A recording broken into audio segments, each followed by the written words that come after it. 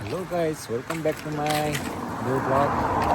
आज चाहिँ हाम्रो यात्रा लोटेबाटसम्मको। हामी चाहिँ बस स्टपमा बस पर्खेर बसिरहेको छौँ। म र मेरो बुना बसको पर्खेमा छौँ। हाम्रो टुङ्गालाई देख्न सक्नुहुनेछ। अब केही समयमै बस आउँदैछ। हामी बस चढेर सानो कामले लोटेबाट जाँदैछौँ है, मार्चसम्मको र पुगेर आइन्जेलसम्मको सम्भव भएसम्म म हजुरहरूलाई भिडियोमा कैद गराएर देखाउनेछु। बसमा सरर चढेर 1 घन्टाको बाटो, लगभग 1 घन्टा जति टाइम लाग्छ। के हो यो हाँस जस्तो के हो यो चाहिँ उड्दाखेरि आकाशै ढाक्ने, बस्दाखेरि पतालै ढाक्ने। तिहारमा देउसी खेल्दा भन्थ्यो नि, परेवा पान्छी पाल्दामा फेरि सूर्य ढाक्ने, बस्दामा फेरि आँगनै ढाक्ने भन्छ। त्यसो यहाँ चाहिँ आशीर्वाद लागेको छ। चराहरूको त सल्लाह मिल्छ, मान्छेको नमिल्ने कुरा भएन। देश त्यतिकै बनेको होइन भनेर मैले यसो विषयवस्तु मिलाउनु खोजेको मात्रै हो। अन्त चराहरूलाई के थाहा है। तैपनि हल्का गफाडी भइदिएको अवस्था हो। हाम्रो लिङ्गले आज गहन अध्ययन गर्दै हुनुहुन्छ। अब लगभग 3 मिनट जतिमा हाम्रो गाडी आउँछ। मैले यो पारिपट्टिको दृश्य यसो खिचिदिउँ कि भनेर आएको हो। के देखिँदैन रहेछ। अब यो खेतबारी बोट बिरुवाहरू त खिच्न पाइयो नि, जतासुकै भिडियो गर्नु मिल्दैन रे होइन। त्यही भएर अलिक डर पनि लाग्छ। किन डराउनु है, हामीले गलत काम गरिँदैन है।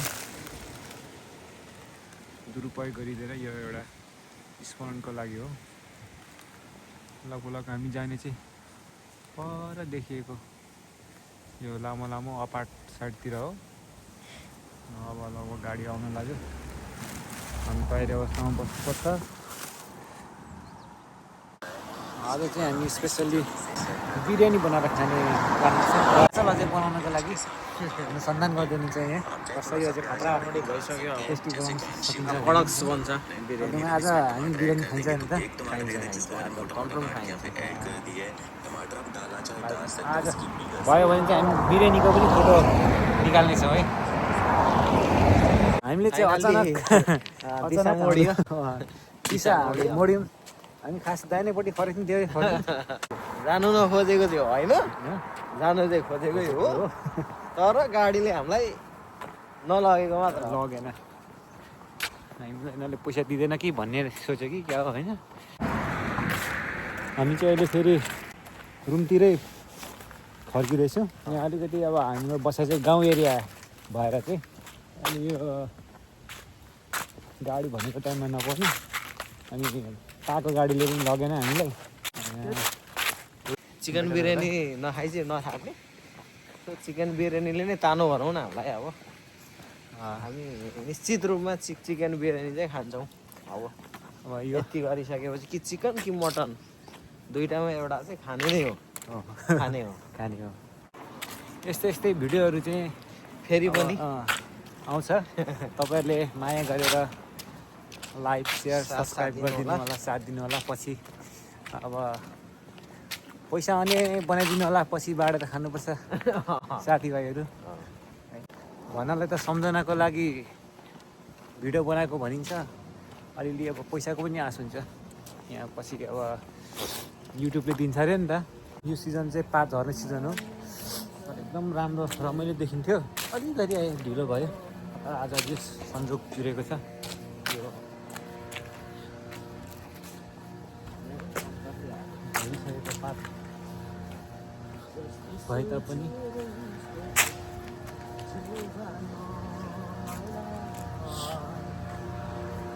समग्रमा कोरियाको बसाइसम्म अलिकति यो कोरियाको भरिया जिन्दगी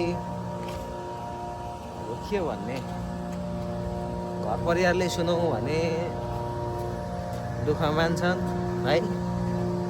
अब भन्नु पनि भएको छैन, पीडा छ।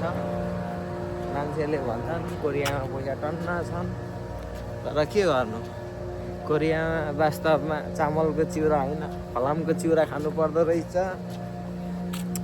अब पहिले चिउरा खायो होला, तर अहिले हामीले यो देखेको पछाडिको फलाम जस्तै फलाम खानु परेको छ। अब त्यही हो, बसाइ ठिकै छ। अब सोचे जस्तो हुँदैन मान्छेको कुनै अनि र लाइफमा पनि नहुँदो रहेछ। त्यही भएर बसाइदियो समग्र मिलाएर बुझिदिनु होला, ठिकै छ। यो साइडको रुखपातले पनि साथ दिएको जस्तो लाग्छ। अब भुइँमा त यस्तो छ नि होइन। चैत वैशाख लाग्यो, चैत वैशाख लाग्यो। अब हाम्रो नेपालमा हो भने चाहिँ डोको बोकेर अब हाम्रो उदयपुरतिर र यता तपाईँको सोलु ओखलढुङ्गातिर चाहिँ पत्कर भन्छ यसलाई। हजुर, पत्कर सोर्ने बेला भएको हो।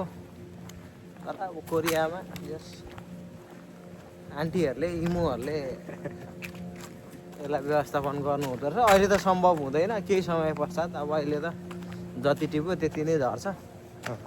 त्यसैले बिस्तारै इमोनियमहरूले, इमोनियम भनेको चाहिँ अब कोरिया रहनुहुनेहरूले त बुझिहाल्नुहुन्छ। नेपालमा गएर नबुझ्नु हुनेहरूले चाहिँ काकी आन्टीहरूले, हजुरआमाहरूले, दिदीहरूले चाहिँ टिप्नु हुँदो रहेछ।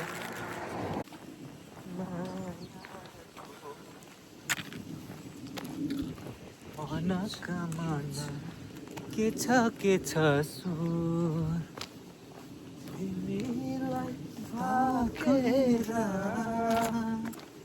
मन मिल्ने मायालाई मनका मना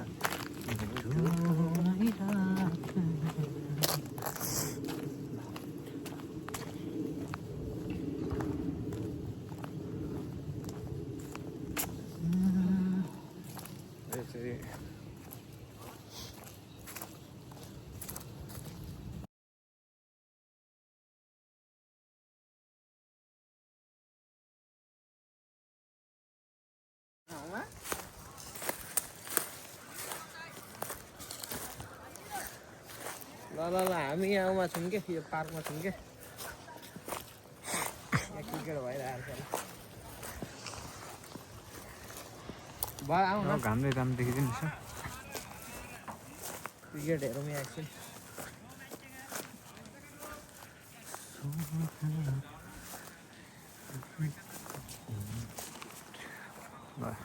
ए ठ्याक्कै घामको उयो भयो।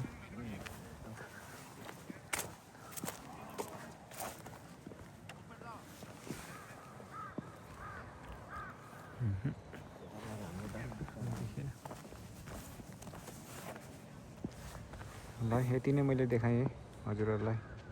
यो घामले राम्रो देखिँदैन रहेछ है। हाम्रो चाहिँ यता हो। गाइज हाम्रो सङ्ख्या चाहिँ 2 देखि 3 भएको छ। धन्यवाद। अब हाम्रो यात्रा पूर्ण भएको नै, पूर्ण विराम लागिरहेको छ। अब हामी अल्प विराम। हाइवे त हामी उता गाडी चढाउँदै यहाँ यता आउनु छिटो छिटो छ नि त लुगा। त्यही त मैले त्यही भनेको।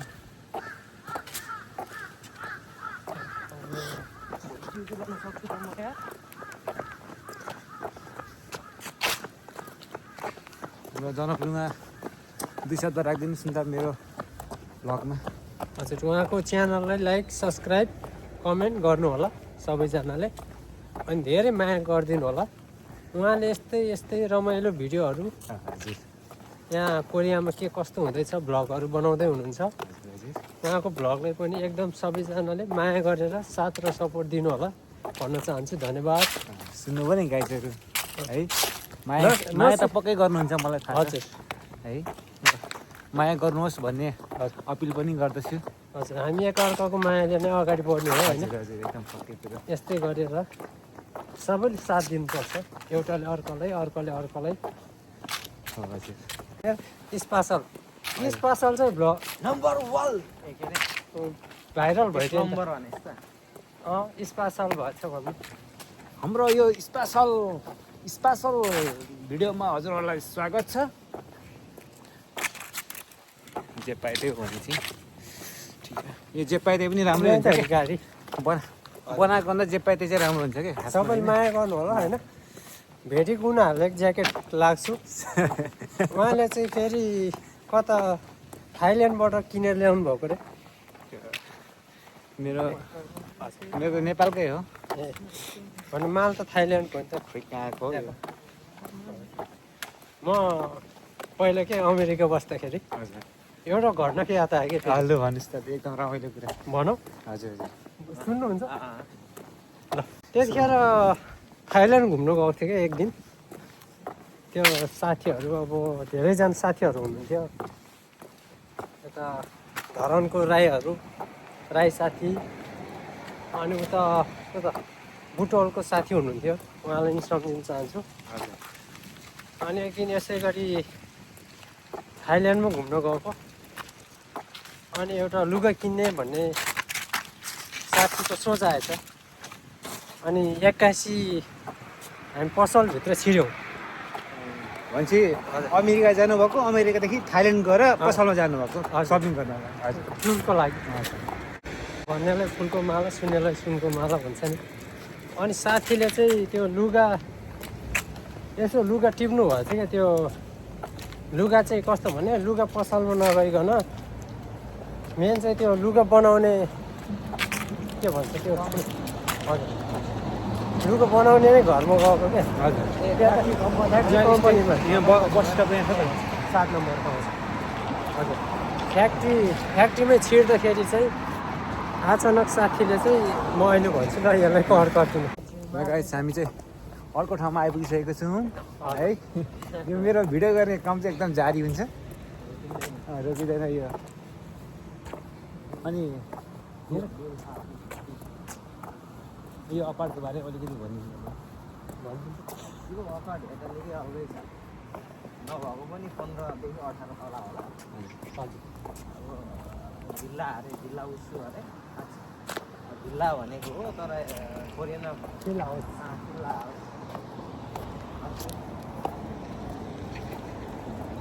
त्यो अब कसले बनाउनु भएको कहिले बनाउनु भएको यहाँको बारेमा केही यसको जानकारी संरचना चाहिँ मैबाट भएको हो हजुर पुरानो मान्छे यसको डिजाइन हजुर यसको सबै डिजाइनिङ चाहिँ मैबाट भएको थियो तर त्यो समय त्यो प्रविधि अलिक भिन्न भएकोले अलिकति देख्दाखेरि चाहिँ नराम्रो देखियो है तर यो बन्द ठिक भइगयो है।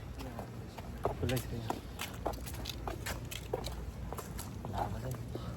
ल हामी चाहिँ भोटे मार्टमा आइपुगिसकेको छौँ लोटे मार्टमा चाहिँ जान सकेनौँ है भित्र हाम्रो सपिङ यहाँ भइसकेको छ अब अलिकति सामान किन्नु बाँकी छ र यो सामान किनेर हामी घर गएर बनाएर खानेछौँ